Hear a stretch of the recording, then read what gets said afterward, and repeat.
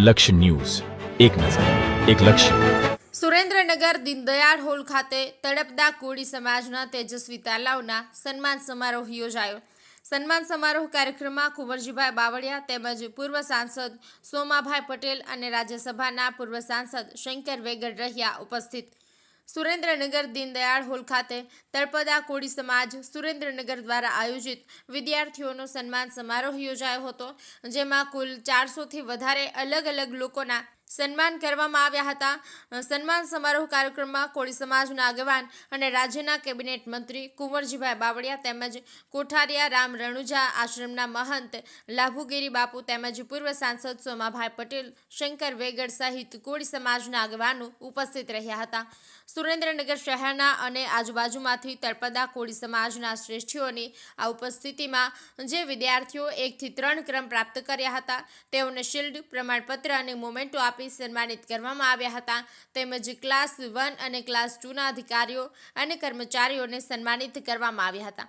તેમજ સમાજની વિવિધ સંસ્થાઓ એક મંચ પર આવે અને આગામી ભવિષ્યની રણનીતિ સમાજ માટે ઘડી કાઢે તેવી કુંવરજી બાવળિયાએ આશા વ્યક્ત કરી હતી. વધુમાં જણાવ્યું હતું કે સમાજ એક બની અને પોતાના હક અને અધિકારો માટે જાગૃત બને, શૈક્ષણિક નવી સંસ્થા સમાજ માટે ઊભી થાય, સમાજના દીકરા અને દીકરીઓ શિક્ષણ ક્ષેત્રે આગળ વધે અને વહીવટી ક્ષેત્રમાં પણ સમાજના યુવકો આગળ વધે તેવી શુભકામનાઓ પાઠવી હતી. આ સન્માન કાર્યક્રમ સમાજમાં એક સંદેશ આપવા માંગે છે. શિક્ષણ, સેવા અને સંગઠન સમાજ માટે ખાસ મહત્વનું છે. ખાસ કરીને આજના સમયમાં વ્યસન મુક્તિ સમાજ નહીં પરંતુ સમગ્ર દેશ માટે જરૂરી છે.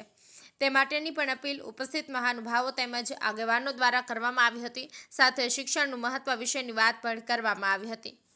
બ્રિજેશ ત્રિવેદી, સુરેન્દ્રનગર. ડૉક્ટર નિહાર ઉમેશચંદ્ર ગેડિયા આજના 12 તારીખે ઓક્ટોબરે જે શ્રી તળપદા કોળી સમાજ સંગઠન સુરેન્દ્રનગર જિલ્લા દ્વારા જે સન્માન સમારોહનું આયોજન કરવામાં આવ્યું હતું, એ આયોજન ખૂબ જ સફળતાપૂર્વક રહ્યું. ટોટલ 400થી વધારે લોકોના સન્માન થવામાં આવ્યા, જેમાં ક્લાસ 1, ક્લાસ 2 ઉપરથી ડૉક્ટરો અને તમામ શ્રેષ્ઠીઓના સન્માન કરવામાં આવ્યા છે. અને આ એક સન્માન કાર્યક્રમ પછી સમાજમાં એવો એક સંદેશ આપવા માગીએ છીએ કે શિક્ષણ, સેવા અને સંગઠન સૌથી મહત્ત્વનું છે અને ખાસ વ્યસન મુક્તિ એ આજના સમયમાં સંપૂર્ણ ભારત દેશ માટે જરૂરી છે. તો આ કાર્ય ઉપર આજે કામ થયું છે. સુરેન્દ્રનગર ખાતે તળપદા કોળી સમાજ સમિતિ આયોજિત વિદ્યાર્થીઓનું સન્માનનો સમારંભ. સમાજની અંદર અધિકારીઓ કે જેમણે પોતાના પ્રયત્નો, મહેનતથી ખૂબ સારી સફળતા સાથે ક્લાસ 1, 2માં અધિકારી તરીકેની ફરજો બજાવી રહ્યા છે એવા અધિકારી અને કર્મચારીઓનું સન્માન. અને સમાજની વિવિધ જે સંસ્થાઓ છે એ સંસ્થાઓ પણ જેમણે સામાજિક રીતે જેમણે સેવાકીય પ્રવૃત્તિઓ કર્યું છે, કામ કર્યું છે, એવા આવા ત્રિવિધ કાર્યક્રમની અંદર આ સન્માનના કાર્યક્રમમાં ઉપસ્થિત રહેવાનું થયેલું.